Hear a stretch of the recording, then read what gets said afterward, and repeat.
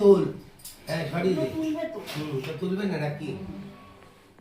প্রদীপ মিনিটগুলো তোল, ওই প্রদীপ মিনিটগুলো ওই সাইডে রয়েছে। পড়ুক পড়ুক।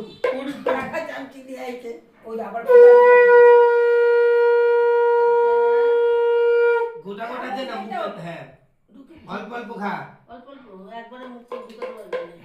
অল্প অল্প খাবে, তারপর সব খেয়ে নেবে পরে।